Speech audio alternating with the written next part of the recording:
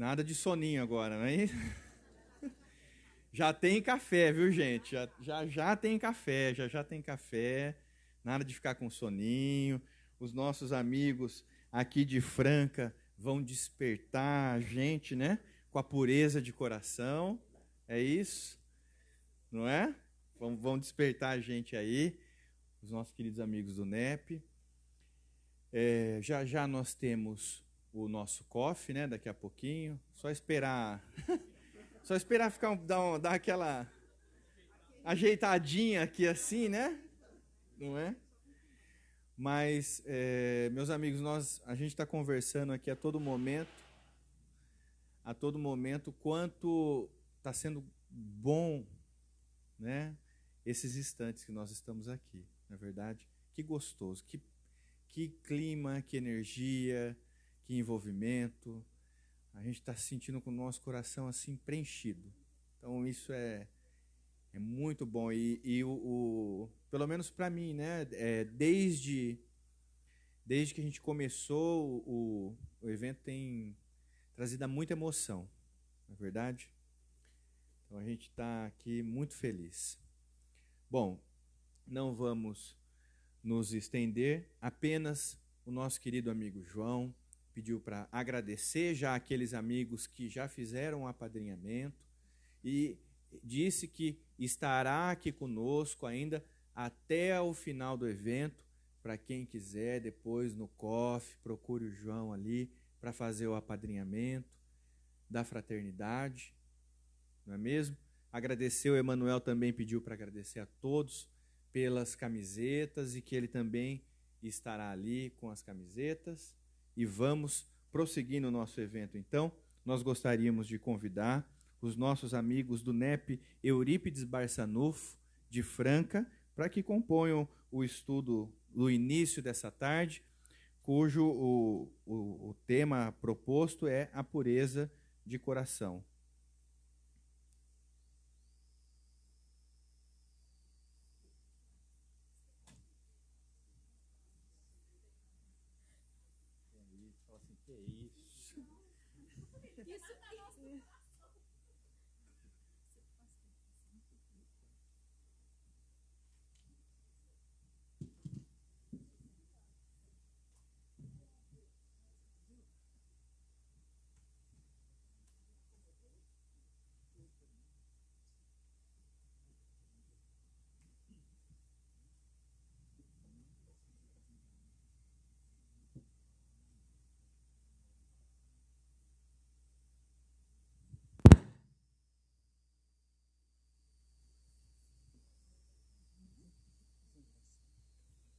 Boa tarde.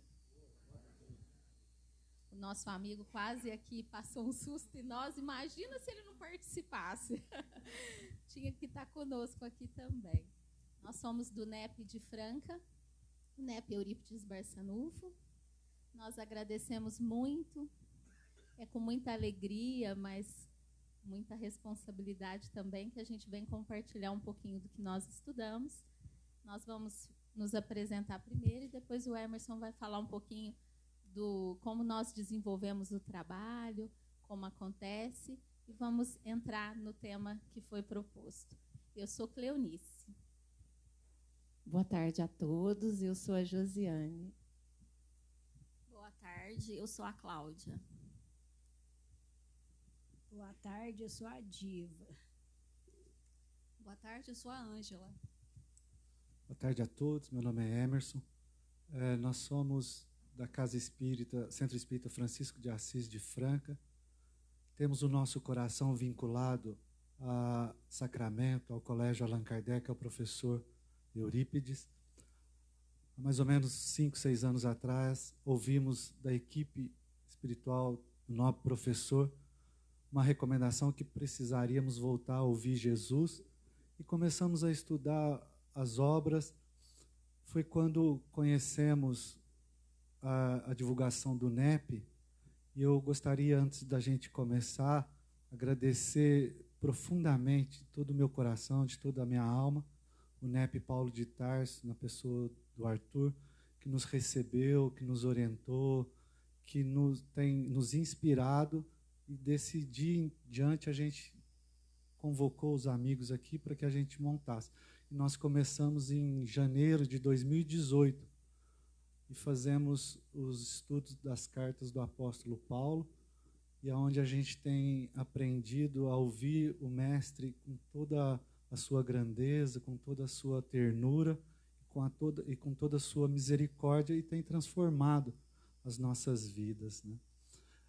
O que foi proposto, capítulo 5, versículo 8 de Mateus: bem-aventurados os puros de coração, que eles verão a Deus.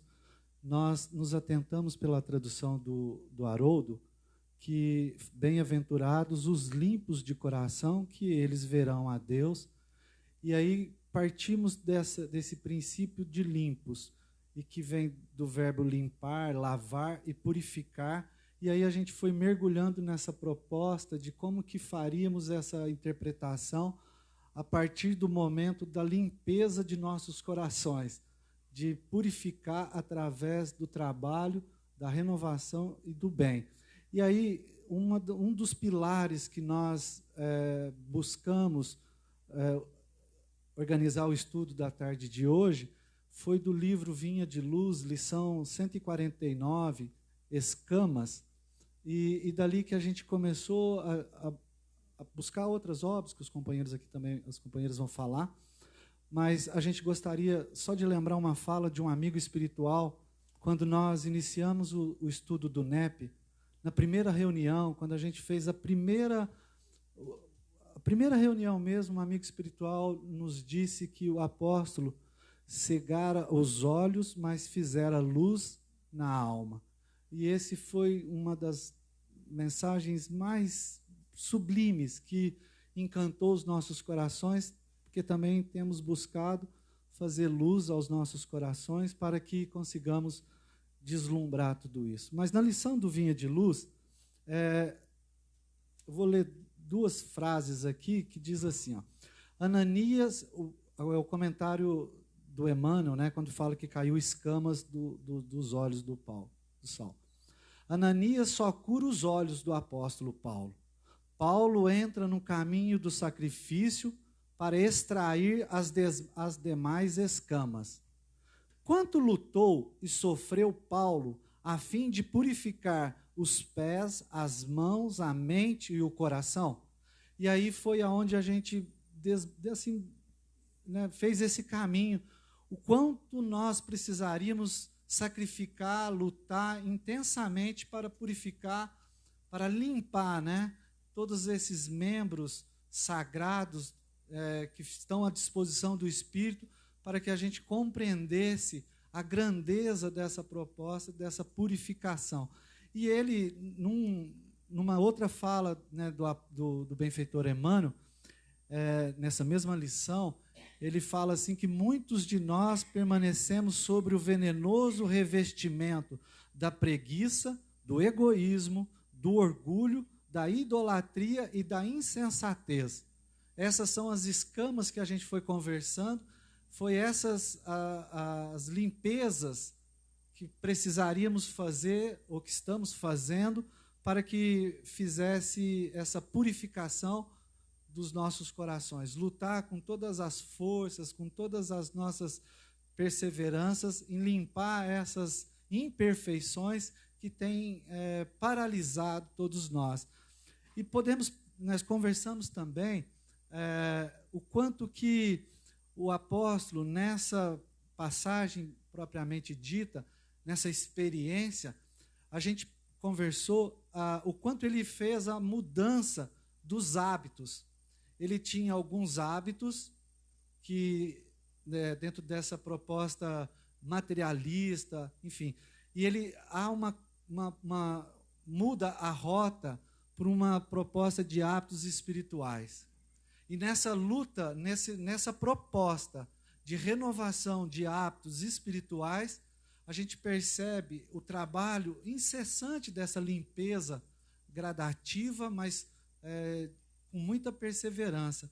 E aí discutimos isso com todas as forças, o quão seria necessário que nós mudássemos os nossos hábitos e buscássemos nessa proposta de espiritualizar as nossas vibrações, os nossos corações, para que pudéssemos começar a sentir esse convite de purificação de nossos corações. O Cristo vem nos ensinar que não é mais essa pureza exterior, né? Não é essa limpeza de fora, a qual a gente está tão acostumado e que na sua época era tão presente, né? Através dos rituais, de que todos se envolviam acreditando que assim se purificava internamente. E através do exemplo e da vivência do Cristo, nós conseguimos entender que é interior, ela acontece dentro de nós, através da mudança de nossos pensamentos, alimentando os nossos sentimentos dessas virtudes que são tão essenciais para todos nós. E no livro Refúgio, tem a lição Pureza de Coração de Emmanuel, e ele comenta que o coração limpo clareia os olhos e os ouvidos, que inspirados nele não conseguem ver e ouvir senão o bem por onde caminham. Quando o Saulo de manhã comentou sobre nós espíritas que vivemos esse momento, às vezes, de tristeza, de queixa, falta para nós essa limpeza, para que a gente tenha clareza, como ele disse aqui, de que tudo está certo, né? De que somos governados pelo Cristo e que não é o mal que tem dominado, mas sim o bem. Existe tanto trabalho, como nós acabamos de ver, né? Desde o início do dia de hoje, modificando corações, né? Alimentando mentes para que a gente entre nessa sintonia com Cristo e que essas escamas realmente caiam dos nossos olhos e a gente possa ter ouvidos para ouvir e olhos para ver todo esse movimento divino da espiritualidade que tem nos chamado, né, à segurança, ao bom ânimo e não ao desânimo e ao descrédito, né? E o Saulo trouxe isso para que a gente relembrasse, né, o quanto é importante essa vivência e esse exercício, porque a gente se perde muito no filosofar, na parte intelectual. E hoje nós estamos sendo chamados a sentir isso, né? O que é ser puro de coração? Porque aí às vezes a gente pensa que são só espíritos superiores e são como Cristo, mas tem uma caminhada e nós estamos nessa caminhada. E é nesse exercício de poder pensar no outro que nós vamos purificando o nosso coração e essa cegueira vai deixando a luz penetrar e a gente começa a perceber mesmo nas coisas que são difíceis, né, que a gente tem vivenciado, possibilidades, como ele disse, espirituais. Então, assim, sempre tem algo bom e belo que a gente precisa aprender a olhar. E quanto mais a gente clareia os olhos, como ele diz na lição, mais a gente consegue enxergar isso. O quanto é importante a gente estar em conexão, a gente estar com o pensamento ligado nesse propósito para que a gente consiga entender a importância disso. E a gente tem, né, nessas reflexões, o exemplo de Paulo, que vem trazer para nós assim, uma reflexão muito profunda, para a gente estar atento, é a questão da obediência às recomendações divinas, né? Que a gente tem, às vezes, se afastado um pouco dessas recomendações. Porque a partir do momento que Paulo conheceu o Cristo, ele absorveu e passou a vivenciar todas essas recomendações, né? Então, a obediência hoje, talvez para a gente ainda, né, tem sido um desafio muito grande, como espíritos, né, nessa evolução, às vezes ainda, como fala aqui, né, com esse hábitos, né, dos homens velhos, a gente tem se afastado dessa obediência às leis de Deus. E para que, né, a gente tem sido chamada a essas reflexões, né, para o dia a dia, no momento que eu acordo, como que eu acordo, né, como eu passo o meu dia, como eu vou dormir. Será que eu lembro que à noite as atividades lá da minha casa, né, de todas, aliás, as atividades espirituais continuam? Será que eu lembro, nossa, como eu gostaria de voltar, né, para as atividades na hora do meu repouso do corpo, né, que é essa mente ligada à divindade, a esses espíritos que tanto têm nos auxiliado, né? Porque a gente estava até conversando, a gente tem Deus no comando, a gente tem Jesus como governador do planeta Terra, a gente tem Ismael cuidando da pátria do Evangelho, e a gente ainda se sente desamparado em alguns momentos. Então, tem faltado, às vezes, né, a gente observar mesmo. Nossa, a gente tem tudo, como o Saulo também colocou, né?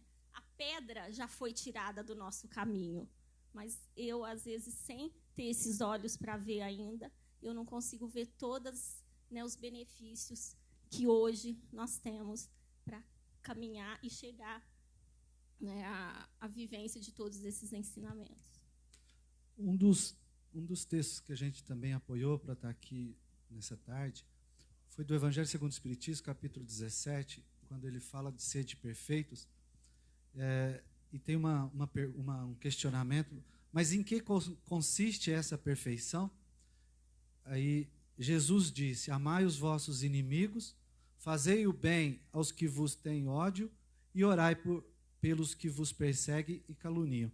E a gente vê o roteiro da pureza, ou dessa purificação, ou dessa limpeza, como a gente se atentou, por essa proposta. E uma das colocações que está no Evangelho segundo o Espiritismo mostra que a essência da perfeição é a caridade. Como um trajeto a ser percorrido, um caminho que vamos limpando conforme a gente vai vivendo as experiências. Você vai vivendo uma experiência e naquela experiência você é convocado a refletir, a raciocinar de como você pode corrigir aquela imperfeição, como base, como roteiro, essa proposta. E ele, mais no parágrafo seguinte, diz que a verdadeira caridade, como benevolência, indulgência, sacrifício e devotamento. E aí a gente foi discutindo, conversando, pesquisando, e vendo que o único, né, como o apóstolo Paulo tem dito, que fora da caridade não há salvação, é esse caminho de caridade, do trabalho no bem, que vai fazer com que eu recupere ou que eu construa esse reino de Deus dentro do meu coração. E a caridade é esse desafio incessante para todos nós, né, de burilar os nossos sentimentos, e construindo dentro dessa proposta de quando Cleonice falou do livro Refúgio, o coração limpo clareia os olhos e os ouvidos, e inspirado nele a gente consegue seguir o caminho do bem. É esse propósito que vai fazer com que eu enxergue as experiências e as circunstâncias como rotas traçadas por mim mesmo. Eurípides tem trazido na sua pedagogia o planejamento reencarnatório. Ele destrincha isso com grande sabedoria, mostrando para todos nós de onde viemos, por que estamos aqui, e põe como objetivo esse trabalho interno conosco mesmo, né? De evangelizar o nosso coração como necessidade primeira, para que eu consiga adiantar nessa escala evolutiva que é apresentada pelo Espiritismo para todos nós, né? Bom, como o Emerson e a Cleonice já falou, que a pureza de coração, ela não é externa. Só que para que realmente, falando de mim agora, que eu consiga realmente modificar, fazer realmente essa transformação, se faz necessário que eu busque evangelizar a minha intimidade.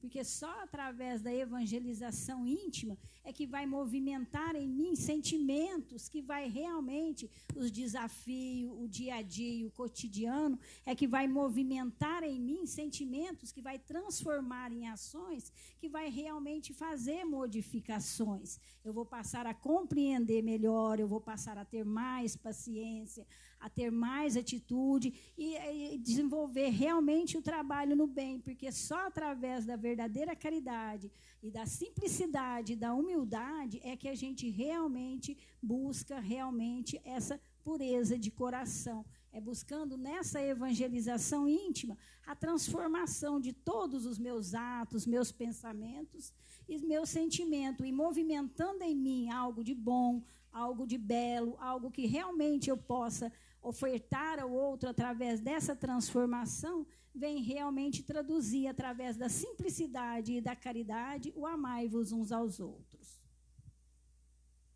E as nossas reflexões também foram muito no sentido de que os hábitos externos não promovem, né, essa purificação interna. E a gente se atém muito a isso, né? Então, nós precisamos refletir, porque é isso que a Diva acabou de dizer, é íntimo, é de cada um de nós. São esses sentimentos que têm nos perturbado, que têm trazido, muitas vezes, essa falta de confiança, de fé, né, de crença mesmo, nessa possibilidade de que tudo está certo. Oi? E no livro Religião dos Espíritos, na lição Pureza, ele também faz uma reflexão nesse sentido, dizendo que, se purificares assim o coração, identificarás a presença de Deus em toda parte, compreendendo que a esperança do Criador não esmorece em criatura alguma, e perceberás que a maldade e o crime são apenas espinheiro e lama que envolvem o campo da alma, o brilhante divino que virá fatalmente à luz. Então, é com essa presença, essa crença, que a gente vai começando a entender, purificando o nosso coração, que em toda situação existe a presença de Deus. Seja a mais difícil que for. É quando nós somos chamados a ter olhos para ver e ouvidos para ouvir, porque a gente modifica o externo, a gente só olha para o material. E o Evangelho tem nos chamado a olhar para o campo espiritual, da nossa intimidade. E aí, por mais que seja difícil aquela experiência, por mais que seja difícil aquele momento, é a necessidade do meu espírito.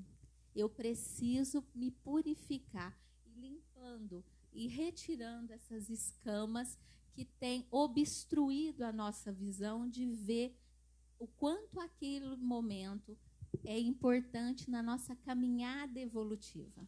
O quanto essa experiência é importante para nós. E é assim, né, identificando a presença de Deus, que nós vamos conseguindo entender o quanto tem sido valiosa a vida, né? A gente tem vivido tantos momentos difíceis com relação a isso, tanta descrença com a vida, muitas vezes tendo vontade de romper antes do planejamento, e nós precisamos nos ater a isso, o quanto é importante estarmos aqui, dar esse passo, que seja pequeno, mas é esse passo que nós temos um compromisso conosco mesmo para poder ir purificando os nossos pensamentos e o nosso sentimento.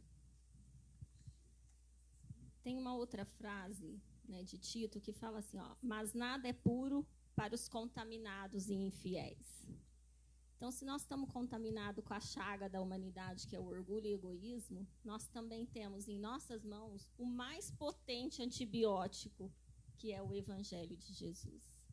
Então, nós temos o remédio para nos curar, né? E, para isso, realmente, a gente tem que fazer, né, todo esse trabalho da evangelização, cuidando da nossa intimidade. Porque se a gente for refletindo, né, que eu penso, né, que tudo isso reflete nas minhas ações, na minha convivência, né? Aquilo que eu penso, aquilo que eu desejo, né, aquilo que eu almejo. E realmente, assim, colocar essa espiritualidade na minha vida. Porque, às vezes, muitas vezes, a gente ouve a palavra, né, e ela fica só na palavra. E a gente estudando uma das cartas, né, Paulo fala isso. Ele fala, o Evangelho é vida. Como que eu vou me alimentar de todo esse banquete espiritual que está sendo oferecido? Porque, às vezes, o banquete está aqui na minha frente, né? Aquele prato farto que a espiritualidade traz para a gente. e a gente não consegue se alimentar. Às vezes a gente sai ainda da casa espírita, né, do estudo do evangelho, com o coração entristecido, cheio de mágoa. Então, eu não estou me alimentando dessa vida, né, que é o evangelho, porque ele traz a vida, ele alimenta a gente de vida, até porque nós somos espíritos eternos. Então, mesmo se acabar, quando, né, o corpo acabar as energias e a gente for mesmo para o mundo espiritual, quer dizer, eu continuo tendo vida. Quer dizer, a vida nunca cessa, né? Mas para me alimentar de tudo isso, realmente, essa pureza de coração, ela é necessária para que eu mesmo me alimente. Porque às vezes eu ofereço o alimento para todo mundo e não me alimento. Aí, na hora que chega uma experiência, né, que me requer, como a dona Diva falou, um pouco mais de paciência, compreensão, né, principalmente daquele que está do meu lado, que eu tenho tanta dificuldade, que às vezes é aquele filho, ou marido, ou, né, um pai, uma mãe, e aí eu não consigo me alimentar, né, dessa esperança, desse consolo que a doutrina traz para nós. Todo esse tempo de preparação, a gente conseguiu sempre focar por esse trabalho de intimidade de nossos corações. No livro Espiritismo, na sua expressão mais simples, o benfeitor ele fala de algumas imperfeições: o egoísmo, o orgulho, a vaidade, a ambição, a cupidez, ódio, inveja, ciúme, maledicência, são para a alma ervas venenosas, das quais é preciso todos os dias arrancar alguns brotos, e que tem por antídoto a caridade e a humildade. E aí, todo esse trabalho de renovação de nossos corações, a gente sempre lembra daquela colocação do Cristo, quando disse para Hanan que ele viera para instalar no coração dos homens o reino de Deus. E aí, é nesse trabalho de intimidade que a gente tem feito os nossos estudos, tem buscado todas as nossas referências. No livro Nascer e Renascer, do benfeitor Emmanuel, tem uma lição que chama a obra maior. E ele também comenta: a obra maior do Evangelho, porém, é o aperfeiçoamento da criatura, quando a criatura lhe assimila os princípios de reforma e elevação. Então, quando a gente tem estudado bem-aventurados os limpos ou os puros de coração, realmente, à medida que eu vou tirando essas imperfeições, eu vou me abastecendo ou me alimentando de virtudes que me eleva nessa proposta de comungar com o Cristo ou com os seus emissários, essa vida nova, essa proposta de uma vida diferente, né? Como a gente disse no começo, de hábitos espirituais. E aí eu vou sendo tomado por essa força e conseguindo renovar dentro dessa proposta. A gente consegue ver na vida do apóstolo Paulo o quão de trabalho ele fez para purificar o seu coração nessa estrada de solidariedade, de fraternidade, de companheirismo, aonde ele tem buscado estimular todos nós por esse processo de compreensão. Já deu? E aí, a gente também, nós estamos na Carta aos Tessalonicenses, capítulo 2, versículo 8, que diz assim: tanto bem, e aí a gente consegue ver, dá para pegar o quão de amor, o quão de bondade o apóstolo tem ofertado a todos nós. Tanto bem vos queríamos que desejávamos dar-vos não somente o Evangelho de Deus, mas até a própria vida, de tanto amor que vos tínhamos.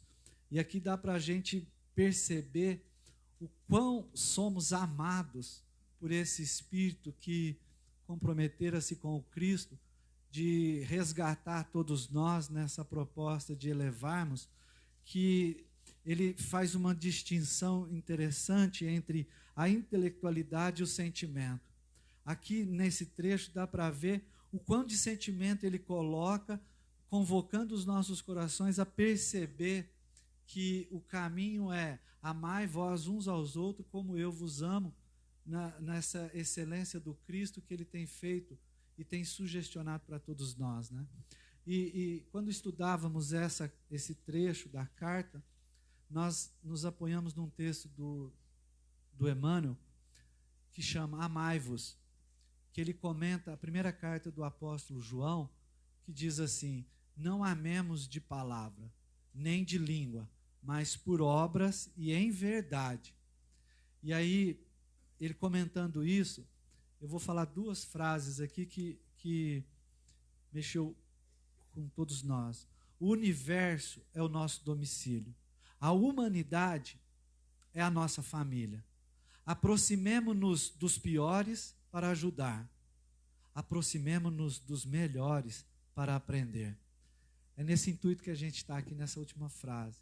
Aproximar dos melhores para que saiamos daqui fortalecidos, abastecidos dessa mensagem de vida eterna que tem alimentado os nossos corações, que tem nos dado bom ânimo para continuar a nossa jornada. E mais uma vez, eu gostaria de agradecer imensamente, de todo o meu coração, de toda a minha alma, ao NEP Paulo de Tarso, que sinalizou para nós o quão de bênçãos nós poderíamos colher nessa trajetória. Muito obrigado mesmo. A gente agradece por demais essa oportunidade. Sentimos aqui como se estivéssemos num paraíso, onde o Mestre convocara os nossos corações para que voltássemos para as nossas cidades, para sinalizar, dentro das nossas limitações, dentro das nossas imperfeições, esse amor que estamos começando a entender ou começar a compreender de alguma forma. Muito obrigado, viu, gente?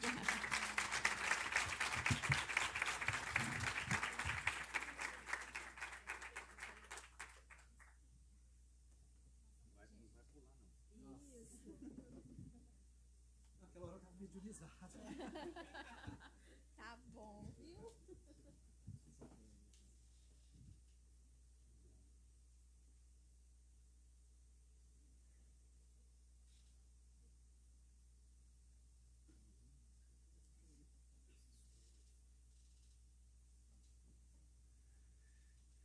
Bom, agora nós gostaríamos de pedir a gentileza para os amigos do NEP Allan Kardec de Ribeirão Preto, correto? Para que viessem nos falar sobre o óvulo da viúva. Estão todos prontos? Não? Ah, que é isso, gente? Olha, gente, que safra, hein, Flavinha? Você viu que safra de estudioso da doutrina, divulgador do evangelho aí, né? Que coisa boa. Cabe todo mundo? A gente vai pegar aqui. Tá, ele vai dar o quarto já. Não precisa desligar, tá? Não precisa desligar porque ele vai controlando tudo lá. Não precisa desligar. Ó. Não, pode deixar, a gente se vê. Quer que eu coloque a missão aí aqui? Cabe.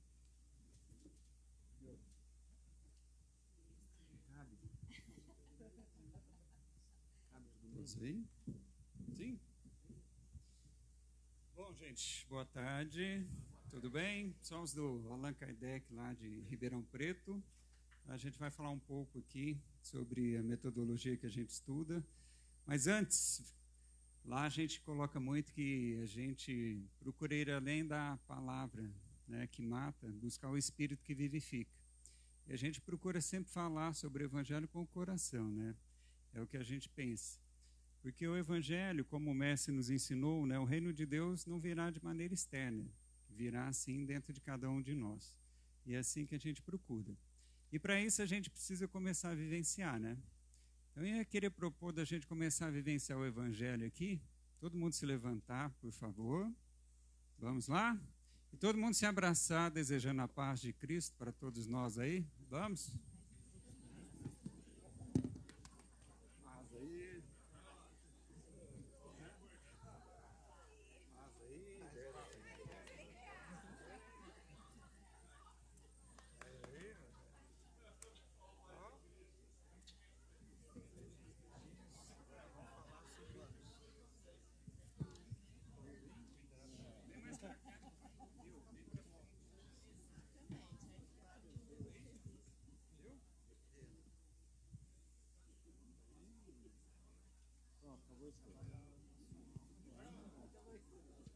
Que hora que é? Até às 15:45. Hein? Vamos lá. Que bom, né?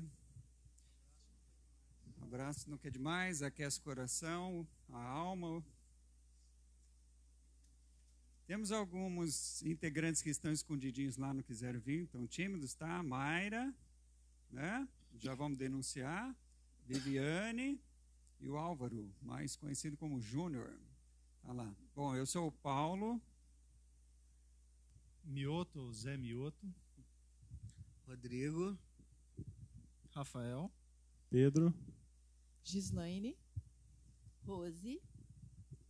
Mirley.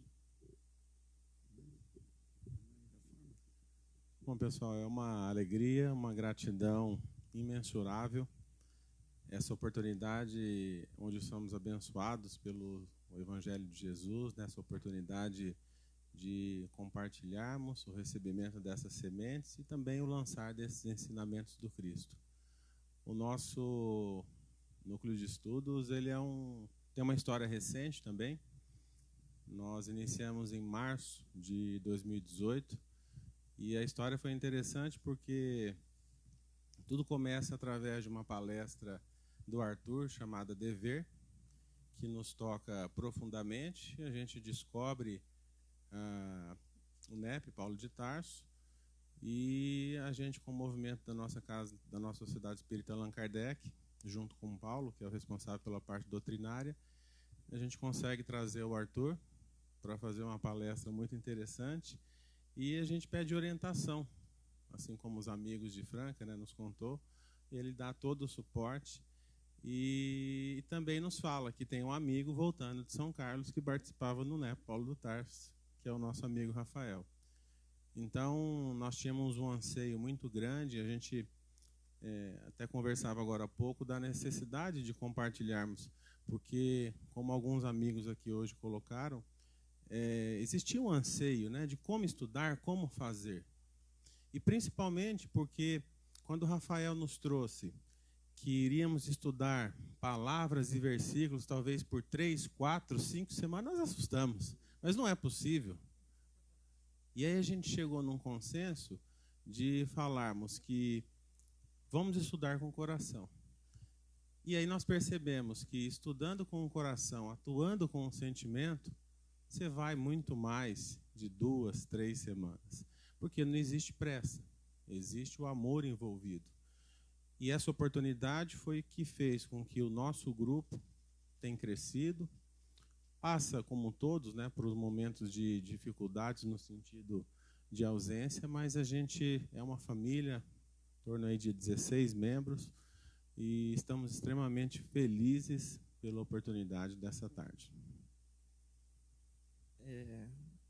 Essa passagem, eu acredito que todos nós aqui, ou pelo menos a grande maioria, já leu ela no Evangelho segundo o Espiritismo. Então ela não é nenhuma novidade. Mas, retomando um pouco a fala dos colegas de Franca, quando a gente começa a estudar o Evangelho também estuda a gente por dentro. E a gente passa a ver com outro olhar as passagens que eram aparentemente simples, ou aparentemente inverossímeis, né? Que é essa passagem que a gente vai falar.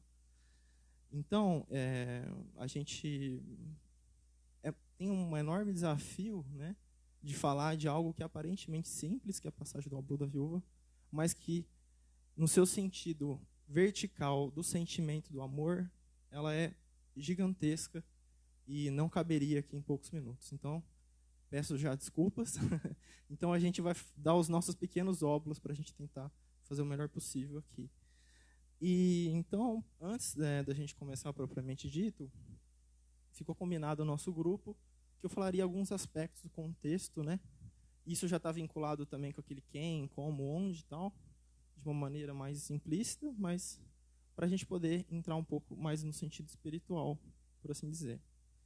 E é importante lembrar, né? Essa passagem está em Lucas, de 21 a 4, e essa também passagem existe em Marcos, mas a gente vai pegar aqui a de Lucas, né?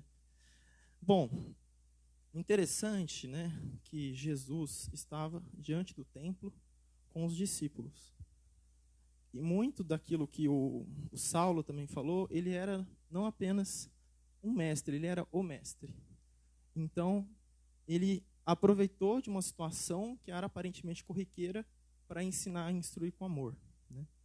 E é interessante que, então, Jesus estava no templo com os discípulos e estava tendo oferendas naquele templo, que acontecia no pórtico do átrio do pátio das mulheres, né, do templo, e não era apenas para mulheres, mas era apenas esse nome.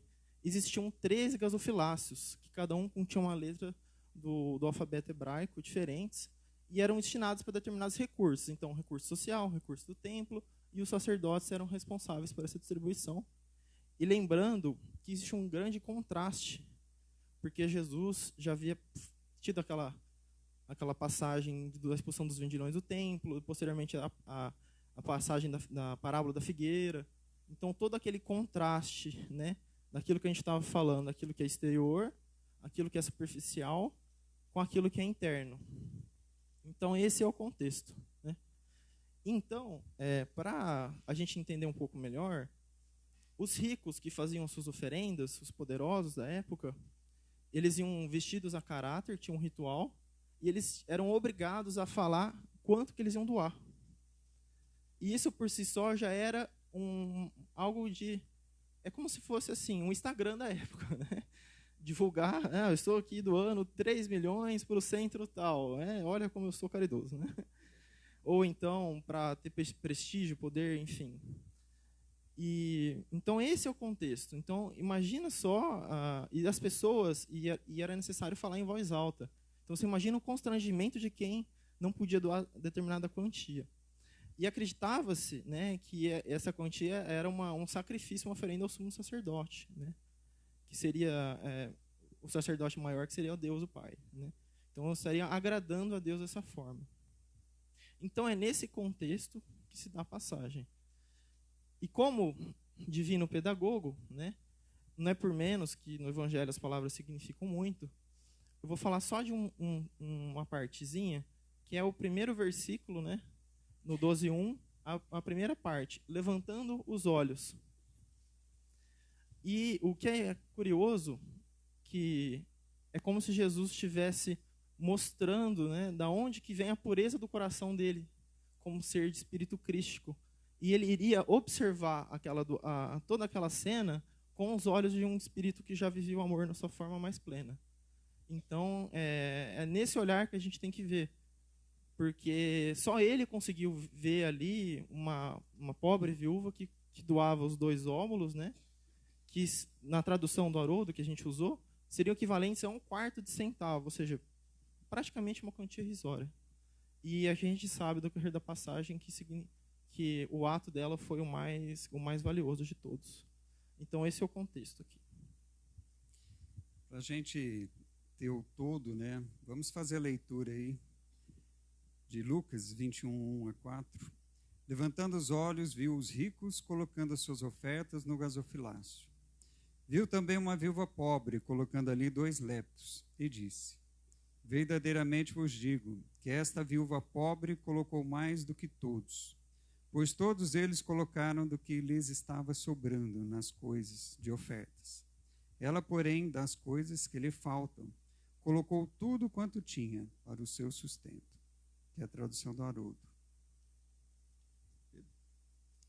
Acho que um ponto interessante também de levantarmos é a nossa dificuldade com a visão do mundo. Porque Jesus levanta para nós um olhar com os olhos da alma.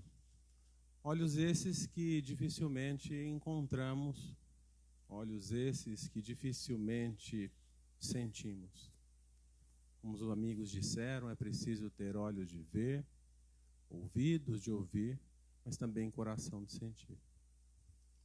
Lá no capítulo 2 do Evangelho segundo o Espiritismo, no item 4, vai ter um item, um ponto de vista. Então, qual é esse ponto de vista sobre a vida futura? Vida essa que ainda nos deixa inseguro, nos amedronta? Qual é o nosso olhar? Porque a partir do momento que nós nos elevamos espiritualmente, assim como Jesus, o nosso olhar sobre as coisas do mundo transpõe a materialidade. Presos ainda no egoísmo, no orgulho, na vaidade, somos ainda cegos pelos olhos da carne. Então essa lição nos traz um ponto essencial sobre a necessidade da nossa transformação íntima, mas principalmente a forma de olharmos os nossos irmãos. Porque há muita dificuldade dentro de nós na capacidade de enxergar verdadeiramente quem nós somos. Recentemente nós conversávamos que poucos de nós, em estudos, quem tem o hábito de ir dormir e acordar lembrando que somos espíritos? Geralmente vamos encerrar a nossa noite ou nosso dia com as aflições do mundo. E as interpretações das oportunidades que tivemos do aprendizado? Será que a gente lembra? Por isso que bem-aventurados os pobres de espírito, porque deles é o reino do céu, que nos fala lá no capítulo 7. É a ação dessa viúva que vem nos mostrar a necessidade dessa transformação íntima, né, de enxergar mais além. Né? Há uma passagem interessante, no livro Obreiros da Vida Eterna, o prefácio do benfeitor Emmanuel, que fala rasgando os véus. A gente sempre fala de véus, né? Véus que nos impedem de enxergar mais além. Né? Véus esses que precisamos arrancar, descortinar a nossa consciência por esse movimento que a gente está falando, através da instrução, do esforço, da vontade e do estudo. Falando desse olhar, né, desse olhar crístico, não sei se todos nós, né, sabemos, mas as viúvas, né, naquela época, elas eram menosprezadas pela sociedade, né, muitas marginalizadas, algumas até exploradas pelo próprio templo, né, dos fariseus. E Jesus, com seu olhar crístico, ele olha de uma outra forma, então ele nos ensina a olhar além. Então ele nos ensina ali que aquela viúva que deu 2 leptos, né, que seriam 1/4 de centavos hoje, ela deu muito mais do que todos aqueles que tinham dado até ali. Por quê? Tem a questão quantitativa e a questão qualitativa. Então ela deu de coração, ela deu realmente aquilo que ela tinha.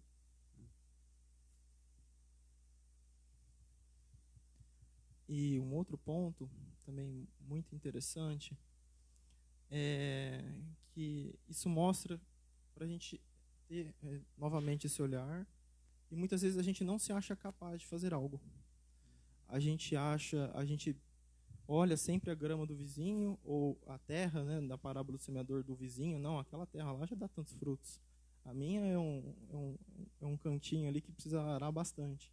E a gente é como se a gente voluntariamente se esquecesse de que a gente também faz parte da obra divina. E que todos temos potenciais divinos em nós, né? Que nem Jesus disse, sois deuses, e a gente esquece isso. E é interessante também que o Cristo, né, ele não tinha recursos materiais. Ele dormia na casa de Pedro, comia lá na família de Pedro, e ele era a pessoa que mais tinha tesouros divinos, né? Que irradiava verdadeiramente o amor divino sem nenhuma mácula. Então, isso mostra para a gente que todos nós podemos doar de nós mesmos, né? Essa questão da simplicidade, da singeleza. A gente pensa em obras extraordinárias de pedra, né? Mas a gente esquece muitas vezes um bom dia, de um abraço, que pode realmente mudar a vida das pessoas. A gente nunca sabe o que as pessoas passam. Então, se às vezes eu chegar e conversar com um amigo que não estiver bem, eu posso até não saber disso, mas e se ele estivesse pensando em suicídio e ele pensou melhor e viu que a vida era bem melhor? Então, a gente não consegue ter dimensão. Foi que nem alguns colegas também falaram, da mesma questão da passagem da multiplicação. Então, a gente dá alguns pães e Jesus, Deus, dá o resto. E a gente não consegue entender a extensão desse bem, né? Então, a gente muitas vezes semeia e a gente não consegue enxergar o alcance disso. Então, é o valor das pequenas coisas, das coisas simples, das coisas com amor, que muitas vezes a gente tem esquecido. E aí esses pequenos gestos, essas pequenas coisas, né, onde a gente vai colocando as moedinhas, os centavinhos em nosso coração, né? no nosso gasofilácio interno. Então, com essas pequenas atitudes que a gente vai tomando, né, todos os dias de nossa vida, a gente vai poder fazer uma grande diferença lá na frente. Porque essas sementinhas plantadas que são colocadas, elas, quando começam a germinar, elas não são aritmeticamente a sua expansão, são geometricamente. E é isso que a gente, às vezes, ainda não compreende por vivermos tanto no mundo material. Emmanuel faz uma colocação sobre isso lá no Dinheiro. Ele diz o seguinte: temos sempre nessas admiráveis contribuições o precioso vintém do amor. E se cada um de nós despender um só de semelhantes vinténs em cada dia da vida, estejamos convencidos de que dentro em breve teremos amontoado para a nossa felicidade um tesouro infinito na espiritualidade maior. O Espiritismo ele é tão importante em nossas vidas que, a partir do momento que ele começa a nos esclarecer, a descortinar esses véus, ele também começa a nos incomodar com as nossas ações, com as nossas atitudes.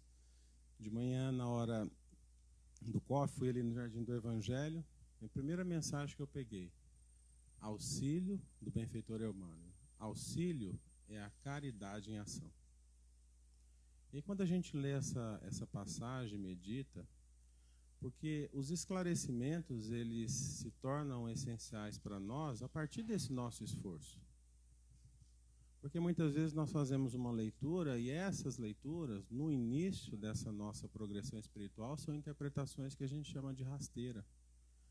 A gente é muito ansioso, se preocupa com o dia de amanhã, nem terminamos o dia de hoje. Então essas interpretações é que nos falta pela sensibilidade de uma leitura profunda. Auxiliar verdadeiramente é a essência da caridade. Porque caridade pura, verdadeira, como a que é colocada na passagem, é aquela de quem não espera.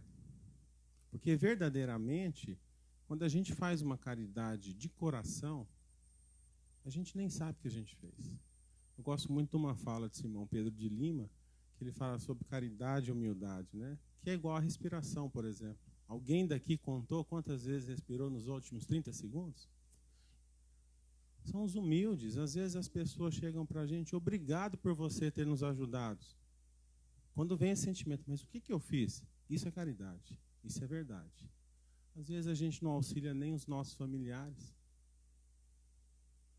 Gosto de uma passagem do orador espírita Quincas Veloso, que ele conta que em um dos momentos de uma ação social, em um bairro muito pobre, que inclusive tinha uma senhora que eles ajudavam. Uma condição muito, muito humilde, de necessidade muito intensa. E, consequentemente, eles foram nesse bairro fazer uma ação social. E esse orador, quando ele percebe que é a casa dela, ele desvia como se: nossa, eu não vou pedir para ela, porque não é possível, né? Se a gente ajuda ela, que condição que ela vai dar? Ao nosso julgamento, ao nosso olhar do mundo. Então eles passam, e quando ele está lá na frente, ele fala: Quincas, Quincas, vem. E ele com aquela vergonha, né? Espera aí que eu já volto. Passa um tempo, ele volta, ela entrega um saquinho em torno de 20 a 25 gramas de açúcar. Será que a gente dá aquilo que a gente não tem ou aquilo que nos sobra? Então essa que é uma reflexão importante que a gente tem dessa essência de caridade que a passagem nos traz. O Pedro falando aqui me lembrou dos nossos estudos, que tem uma passagem do Emmanuel que ele fala assim: todos dão, mas raros sabem dar. Então é exatamente isso. A gente está aqui entre amigos, né? E tem o Fraternidade Sem Fronteiras, e a gente pode apadrinhar 100 crianças.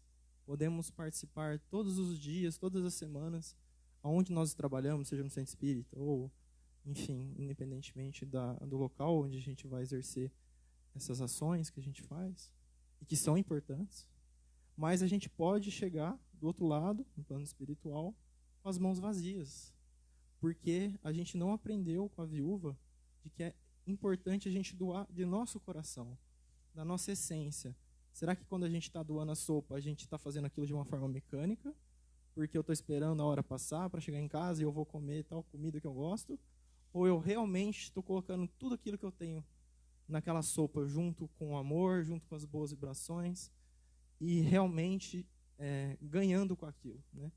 Como acho que nossa colega aqui de Franca também falou, é um banquete espiritual, só que a gente precisa aprender a se alimentar dele também. Então, esse gesto é muito interessante também, porque fala que o valor, a balança divina, ela é medida pelo desinteresse, pelo verdadeiro desinteresse. Então, não importa, às vezes, o tamanho, como que eu vou dizer, material de um gesto, mas importa o quanto de nós doamos aquilo, né? E é interessante a gente pensar nessa questão do sacrifício, né?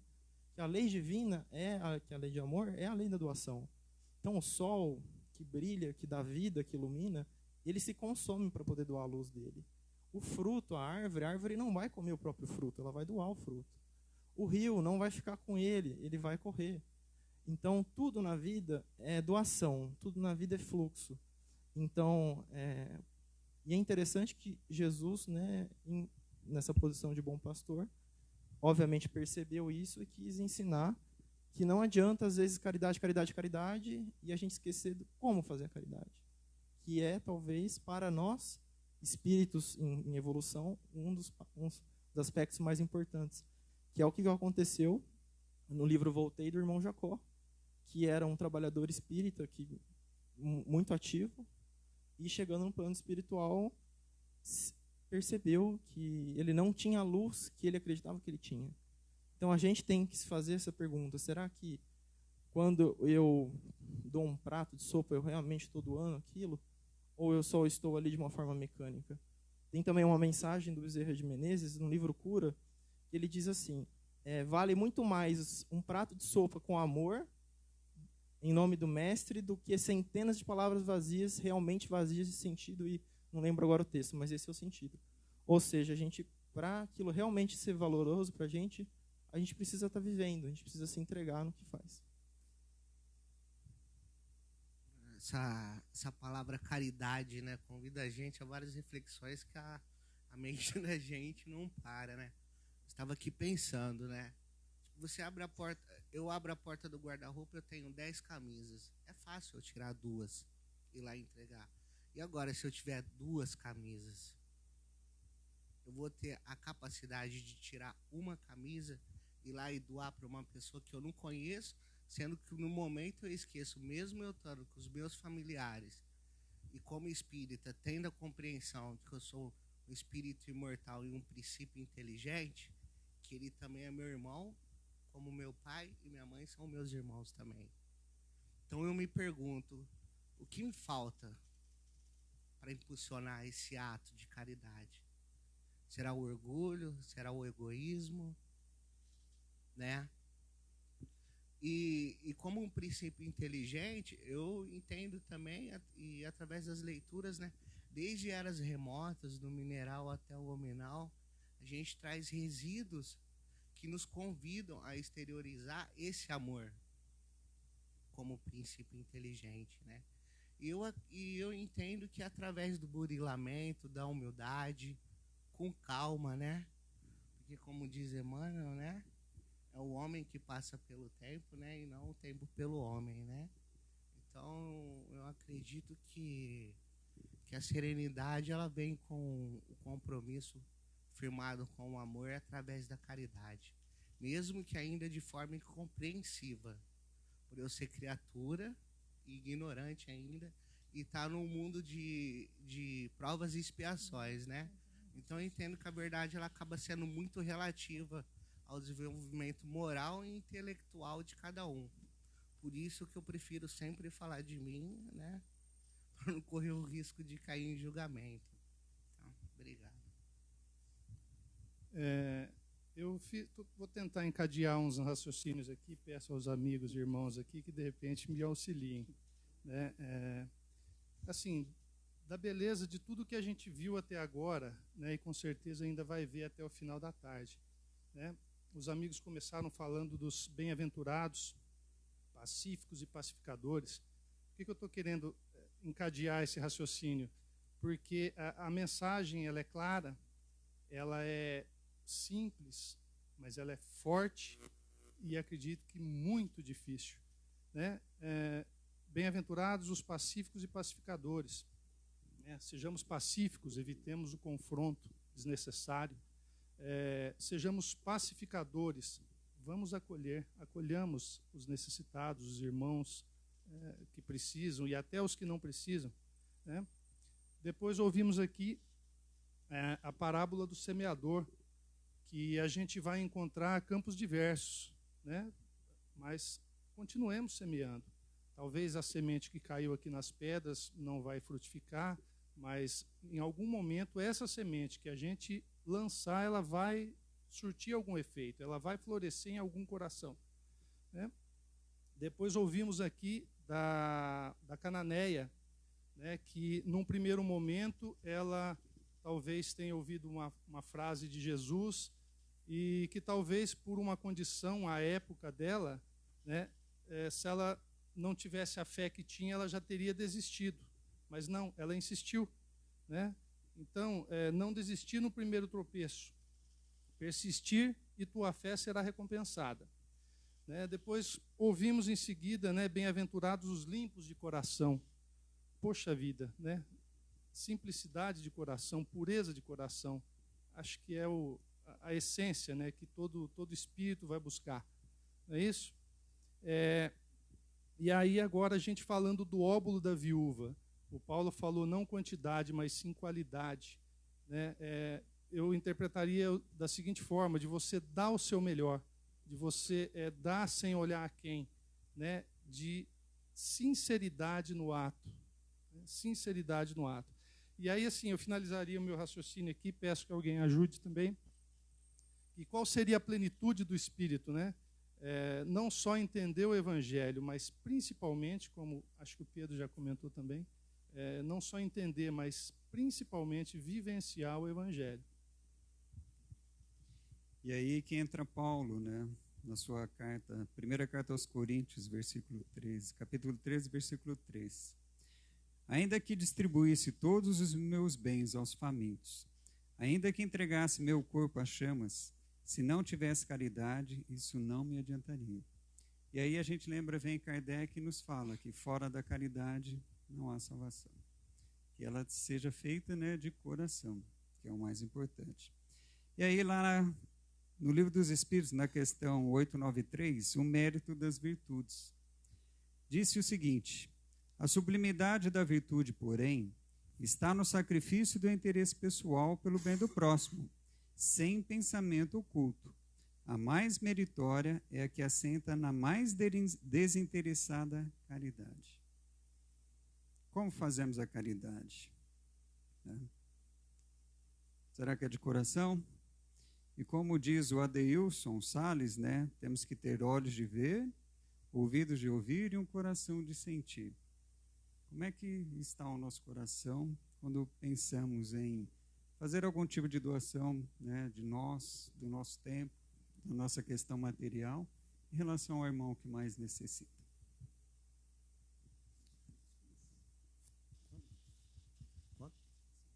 Principalmente no sentido de auxiliar, né? Se a gente pensa na palavra ouvir, a gente tem paciência para ouvir o próximo? Muitas vezes nem dentro do centro espírita, né? Por isso que caridade é, sem dúvida, a maior virtude. Porque para a gente ter caridade verdadeira de coração, eu preciso entender o sentido do amar o próximo como a si mesmo. Se a gente faz uma reflexão íntima, a gente consegue amar o nosso próximo como a nós mesmos?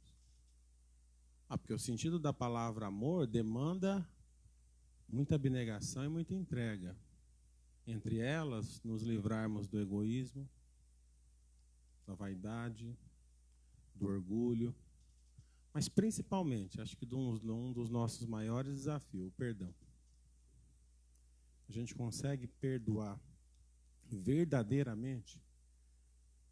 É muito parecido com a colocação de Rossandro Klingen, que a nossa vida, ela é um filme, mas a gente tem o hábito de fotografar momentos. Então, às vezes acontece algo em nossas vidas, alguma desavença, seja familiar, seja no trabalho, e aquilo nos preenche negativamente. Passa 2 anos, 5 anos, 10 anos. Quando a gente encontra a pessoa, o que a gente lembra? O que você fez para mim? E a gente tem que pensar, ela não pode ter mudado? E a gente? Não fomos julgados pela nossa falta de evolução e progressão espiritual, como foi falado hoje? Então, esse é o nosso grande desafio. É se entregar a esses ensinamentos do Evangelho, abraçar essas oportunidades, como uma tarde abençoada como a de hoje. Nós até brincávamos ali que, após o almoço, parecia que nós estávamos numa colônia espiritual. De tão boa que é essa energia, né? Que são corações amigos, irmãos amados, que compartilham do mesmo pão, que é o pão da vida. A gente não é nenhum santo, porque a gente tem as nossas dificuldades, os nossos anseios, mas o importante é que pelo menos a gente está tentando se esforçar. Salve algumas exceções, a gente está caminhando, e esse que é o nosso objetivo, né? Progredir sempre, mas principalmente, como que foi falado, instruindo com amor, trabalhando com fé, mas dentro de uma vontade íntima para encontrar o nosso Pai de amor, de bondade e misericórdia, amparado pelo Cristo que está sempre ao nosso lado, mas que ainda, na maioria das vezes, não enxergamos. Então, para a gente ir concluindo, não sei se o Paulo também vai querer fazer umas considerações. Eu prometo que vou ser breve e eu sou bem prolixo. E é importante, eu acho que nesse momento, da importância do NEP e do Evangelho em nossas vidas, e talvez a gente não tenha dimensão disso ao longo da nossa vida de espírito imortal, e que nós todos estamos passando por muitas turbulências, né? Isso todo mundo já sabe. E o que a gente não pode é deixar de lembrar de que Jesus sempre está no leme. Então, esse mesmo mestre que está no leme, esse mesmo mestre que ensinou os discípulos o valor da qualidade da caridade de coração, que ele ensinou para a pobre viúva, né? Ele está também olhando os nossos pequenos sacrifícios, as nossas pequenas lutas, mesmo que muitas vezes com dificuldades, né? Então, para que a gente possa, porque o Evangelho é uma mensagem de alegria, né? É uma mensagem de esperança. Então, a gente tem, sim, que fazer do nosso dia a dia, encher o nosso coração. E por que ela teve mais mérito? Porque ela teve o sacrifício, né? E tem uma passagem que eu gosto muito no livro Lua Nova, do Humberto de Campos, que é o capítulo 20, que Jesus conversa com Maria de Magdala. E isso me marcou muito, né? Acho que a gente está estudando no NEP ali com o Arthur pessoal, na época, e que Jesus diz assim: o sacrifício contém o divino mistério da vida. Viver bem é saber imolar-se. Então, o que realmente vai fazer a gente caminhar é a gente se colocar, a gente se doar em tudo aquilo que a gente for fazer. Então, seja em obras, seja falando, seja abraçando as pessoas, seja olhando para as pessoas, que a gente possa estar inteiro, porque muitas vezes a gente está pela metade nas coisas, né? Então a gente vai almoçar, família, e cada um está com o seu celular, né? Então, desde as pequenas coisas, que acho que é o grande sentido, e tudo que a gente for fazer, a gente realmente elevar o nosso coração e entregar tudo aquilo que a gente é, que aí a vontade divina se faça em nós. E o Rafael trouxe nos estudos, né, uma frase que eu vi muito tempo atrás e que eu acho muito interessante da gente relembrá-la aqui, que diz o seguinte: qualquer um de nós pode contar quantas sementes tem dentro de uma fruta, mas somente Deus pode contar quantas frutas tem dentro de uma semente. Então, Emmanuel trabalha muito com isso, que aquelas sementinhas que nós plantamos, né, vai fazer uma grande diferença, principalmente se for plantada com amor, vai fazer uma grande diferença, né, na vida futura de todas aquelas pessoas, não importa quanto tempo passa. Então, muito além da nossa visão material, da nossa visão dessa personalidade, tem que ser, sim, a visão da individualidade, do espírito imortal. Então, plantemos as sementinhas, sim, com amor. E lembrando Miranês diz o seguinte: plantemos as boas sementes, mas lembremos que o cultivo pertence a Deus. Obrigado a todos. Tá? Essa tarde está maravilhosa e vamos continuar. Tá? Obrigado.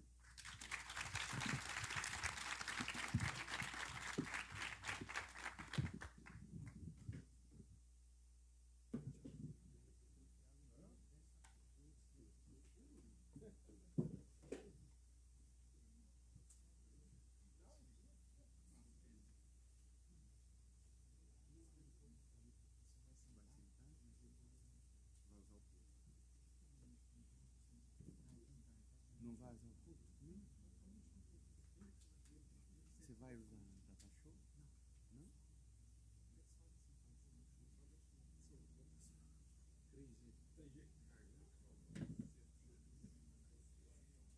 Ninguém vai mais usar. Eu acho que eu vou até desligar o meu novo. Bom, dando prosseguimento às apresentações, e é com tristeza, né, que a gente fala assim, chegamos ao último grupo. É o último grupo. Nossos amigos aqui de Campinas, do NEP Eurípides Barçanufo, encerrarão esse ciclo de reflexões sobre as passagens do Evangelho, e eles vão tratar com a gente pela a parábola da dracma perdida, ok? É isso, então sejam bem-vindos os nossos irmãos do NEP Eurípides Barçanufo, de Campinas, o tempo é de vocês.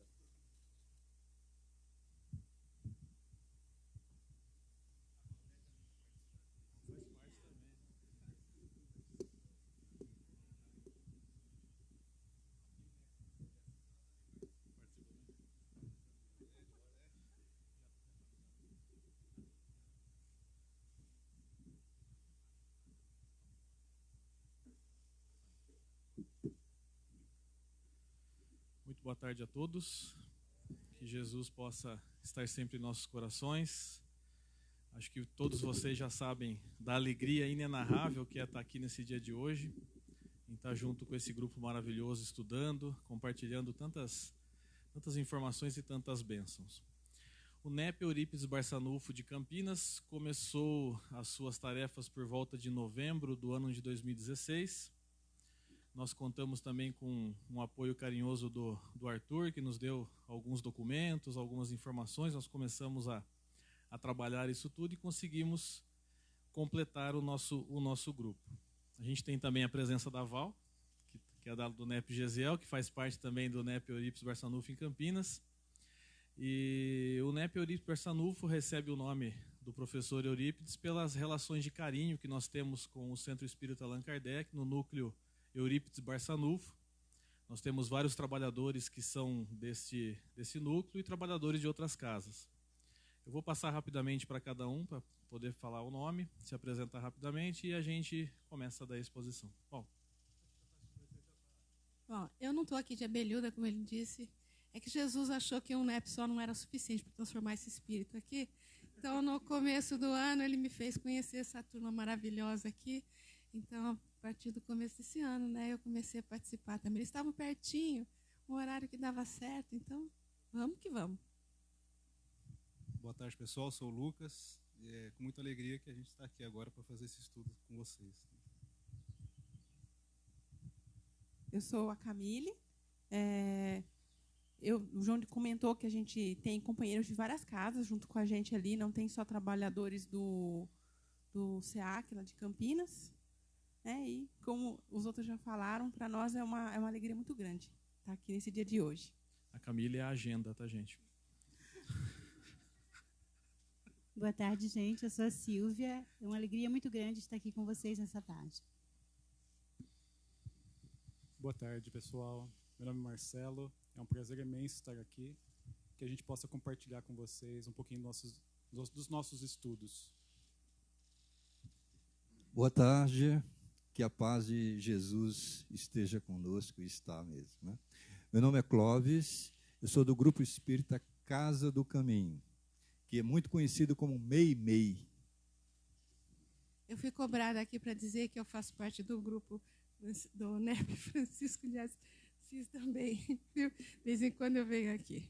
É meio doentio, mas é uma doença legal, né? Muito bem, é uma doença saudável. Muito bem. Bom, nós nos propusemos hoje a falar a respeito de uma parábola de Jesus, a parábola da dracma perdida. Mas antes da gente começar a falar propriamente da parábola, eu acho que nunca é demais quando a gente relembra um pouco a respeito do Mestre, daquele Espírito que nos trouxe as parábolas. E quando a gente se pergunta por que Jesus falava por parábolas, a gente começa a compreender da dimensão desse Espírito que nós conhecemos como Jesus, o Cristo, ou então Yeshua Nazaré, Jesus de Nazaré, Jesus o Cristo, que vem nos trazer através de histórias comparativas aquilo que Deus espera de nós. Então, se algum dia nós tivermos uma dúvida, o que Deus espera de nós, o que Deus quer de mim, basta que nós recorramos ao Mestre, para que nós possamos olhar as suas parábolas, e nós vamos entender exatamente aquilo que Deus espera e busca e deseja de nós. Relembrando a questão 625 do Livro dos Espíritos, Kardec pergunta aos imortais: qual o modelo mais perfeito que Deus tem oferecido à humanidade para nos servir de modelo e guia? A resposta é a mais curta de toda a codificação. A resposta é Jesus. Mas a resposta é curta porque Kardec, como sempre, trabalha muito bem a questão. Quando ele pergunta qual o modelo mais perfeito, ele quer saber qual que é o espírito que nós podemos confiar plenamente, que pode nos servir de modelo e guia. E a pergunta de Kardec é: qual é o espírito mais perfeito que Deus tem oferecido? Não ofereceu, mas tem oferecido. Jesus, ele continua junto de nós. Ele continua conosco. Ele nos conhece pelo nome. Basta que nós possamos nos lembrar da passagem de Jesus e Zaqueu. Quando Zaqueu sobe no sicômoro, ele olha e diz: Zaqueu, se apresse, vou jantar em sua casa. Ele sabia de Zaqueu pelo nome, assim como nos conhece pelo nome. Então esse Espírito nos serve de modelo e guia. Modelo é aquele a quem nós nos espelhamos. E o guia é aquele que sabe o caminho. Só que o guia, ele não sabe apenas a parte boa do caminho, ele sabe também o que não é bom no caminho. O guia, se nós vamos para uma cidade, por exemplo, fora do Brasil, o guia vai ter que falar o nosso idioma. O guia vai ter que entender das nossas necessidades para poder nos dar aquilo que nós precisamos. Então a pergunta de Kardec não podia ser mais feliz quando ele diz do modelo e guia. Quando ele fala da capacidade que esse mestre tem de nos guiar pelos caminhos, de nos mostrar o que devemos fazer e também nos mostrar com o que nós devemos ter cuidado. O que nós devemos ter certas circunstâncias que nós devemos tomar cuidado, onde nós não devemos pisar. E quando ele fala no Evangelho de João: eu sou o caminho, a verdade e a vida, ninguém vai ao Pai senão por mim, é porque o caminho do Cristo é o mais perfeito, é o mais seguro que nós podemos andar, caminhar. E nessa estrada do Cristo, nós vamos encontrar muitas vezes irmãos que acabam se perdendo. Irmãos que se entregam a situações, às vezes, de dor, de rancor, de revolta, e acabam se afastando do Pai. Acabam buscando situações tormentosas, acabam buscando situações que trazem dor para o seu coração. E espíritos que muitas vezes dizem que jamais se arrependeriam do que fizeram de errado, ou então espíritos que não entendem a necessidade do arrependimento. E aí nós vamos ver Jesus trazendo a parábola da dracma perdida, nos mostrando exatamente a relação de Deus conosco, seus filhos, com aqueles que se perderam no caminho e que precisam voltar, e com aqueles que já estão no caminho. De uma maneira maravilhosa, Jesus não esquece de nenhum dos seus irmãos. Ele comenta sobre aquele que se perdeu, mas também comenta sobre aqueles que já estão no caminho certo. E qual é o dever daqueles que já estão no caminho certo? Qual é o dever daqueles que já estão juntos do Pai? Então essa parábola vai nos trazer um pouco disso. Lá em Lucas, no Evangelho de Lucas, capítulo 15, versículo 8, nós vamos ver Jesus contando a parábola. Mas, para a gente poder se posicionar diante da parábola, é interessante saber o que estava acontecendo. Ambientação. Jesus estava entre fariseus e pecadores, ou pessoas de má vida, como eram conhecidas na época. Pessoas que haviam cometido delitos, pessoas que haviam se perdido na vida. E Jesus estava almoçando com essas pessoas. Jesus estava se alimentando junto dessas pessoas. E os fariseus, obviamente, olhando aquilo, diziam: mas como pode ele comer com as pessoas de má vida? Como pode ele ficar junto dessas pessoas que não servem para a sociedade? Então a gente começa a entender que, teoricamente, os fariseus já seriam aqueles filhos que estariam do lado de Deus, por conhecerem a verdade, por conhecerem a antiga Torá, por conhecerem as vontades de Deus. E as pessoas de má vida, como eram conhecidas, seriam aqueles que estariam sendo buscadas pelo Pai para reencontrar-se nesse reino maravilhoso. Então, Jesus começa contando a parábola da ovelha perdida, ele conta depois, em seguida, da dracma perdida e depois a parábola do filho pródigo.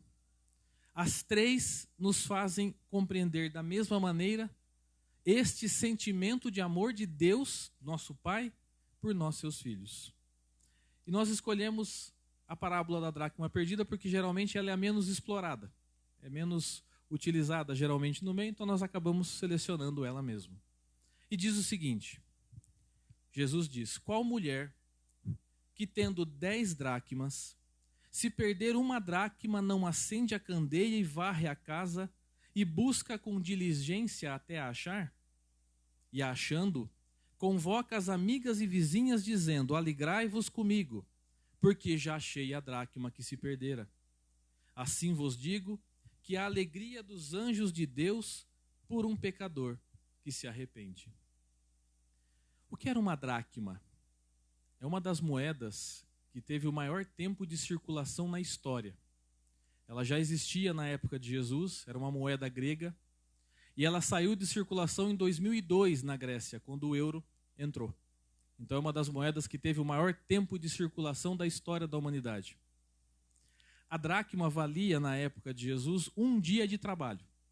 Então era uma moeda de um certo valor.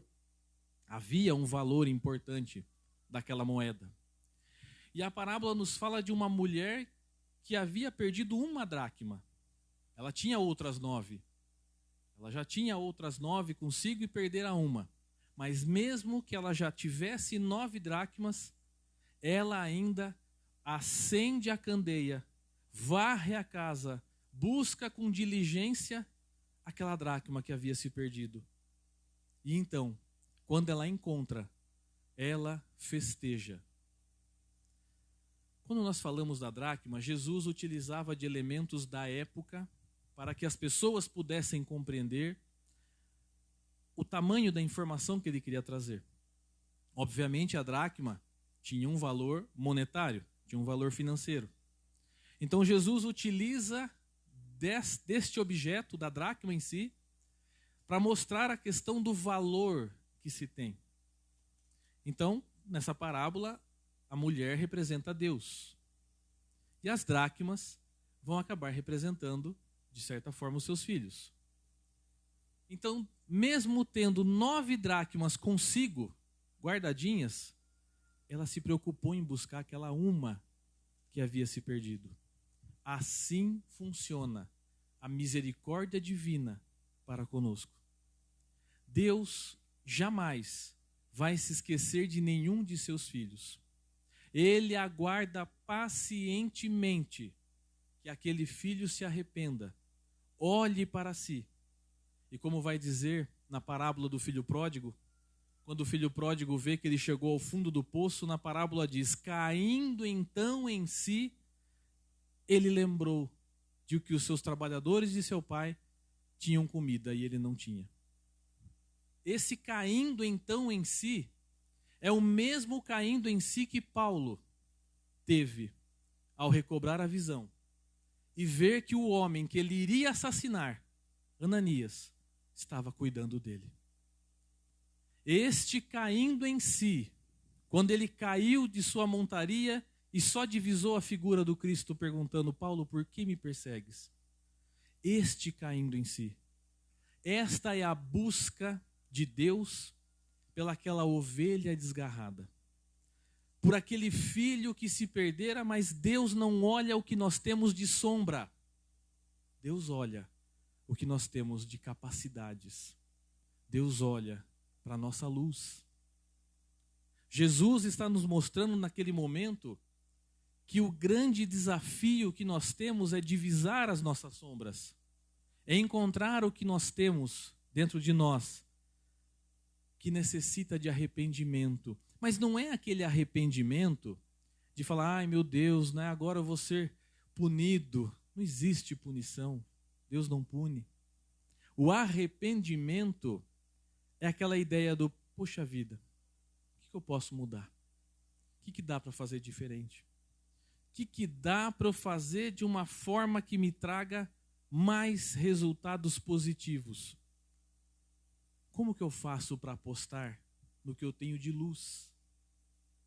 Então, Deus vai focar naquele filho, naquele único que estava perdido, e vai então fazer de tudo para que ele volte ao seu seio.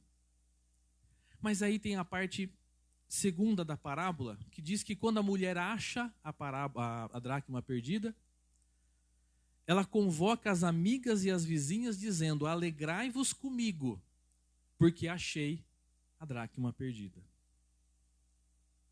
Quando Deus reencontra aquele filho que havia se perdido, Ele deseja que todos nós, que já estamos ao lado dele, também nos alegremos. Todos nós que estamos juntos nesse trabalho de amor, possamos também abrir os braços para aqueles que chegam. A gente costuma brincar, às vezes, no grupo. Às vezes acontece de algum companheiro ficar um tempo sem ir na casa espírita, depois de muito tempo reaparece para tomar um passe. Aí, se nós não tomarmos cuidado, nós podemos dizer assim: ah lá, quando precisa, volta. Ah lá, veio tomar passe. Tá vendo? Tá precisando, veio tomar passe.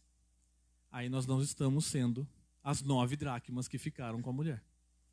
Nós não estamos sendo aquilo que Deus espera dos seus trabalhadores.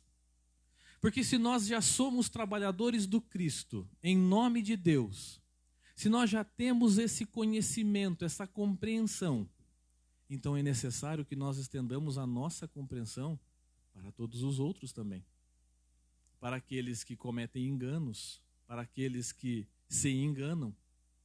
Porque quem de nós está livre de cometer infortúnios? Hoje nós estamos numa posição boa.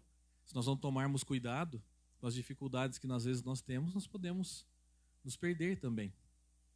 E aí nós vamos querer que esse mesmo Pai nos procure diligentemente, nos procure cada um de nós nas nossas dificuldades.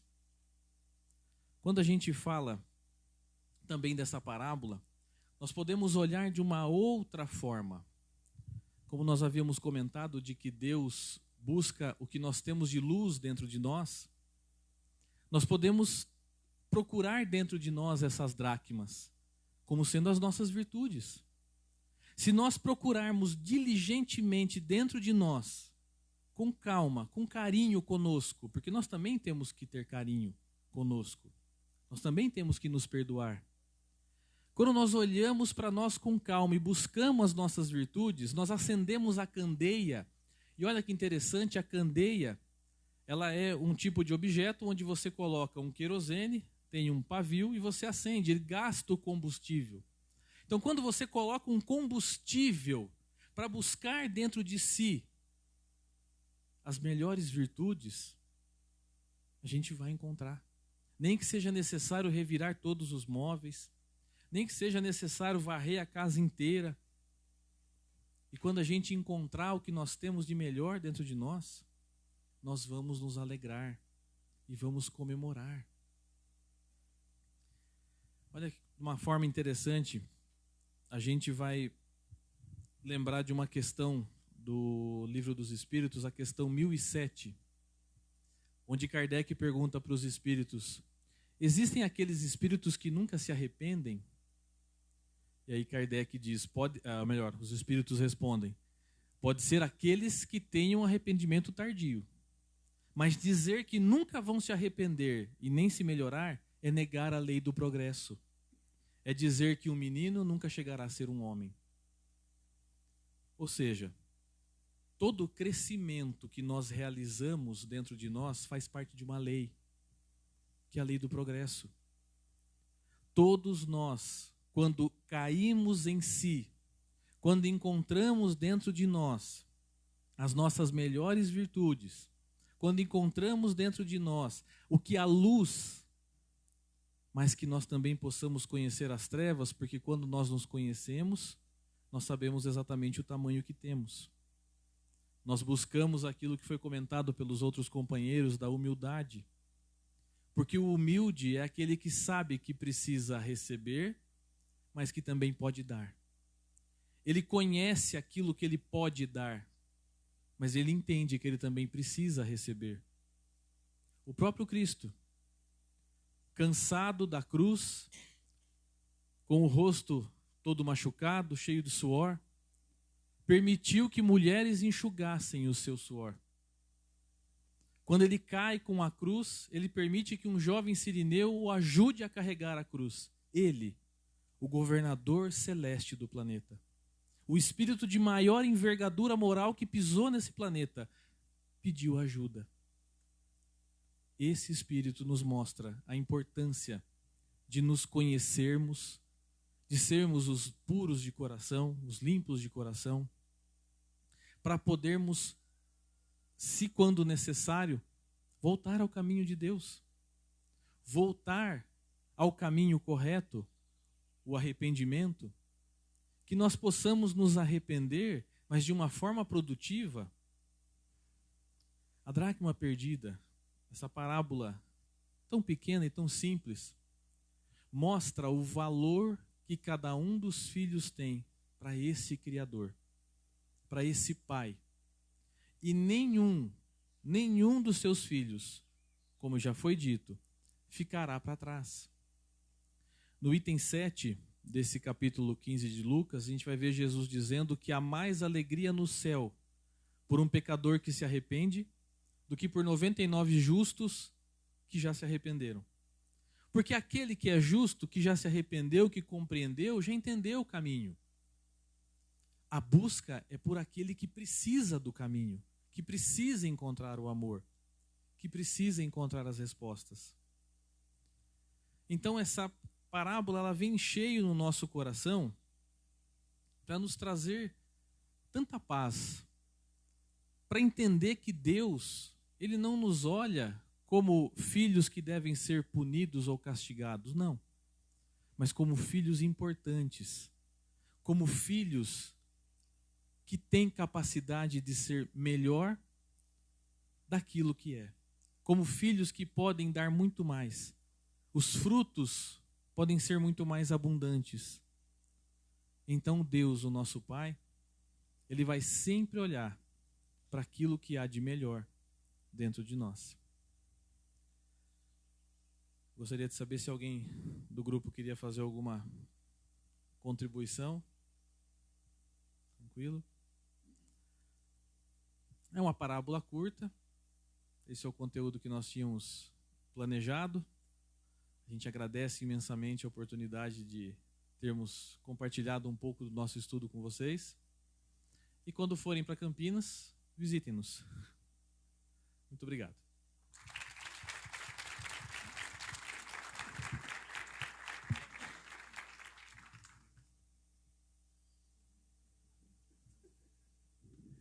Bom, meus amigos, nós encerramos assim esse ciclo de exposições e de apresentações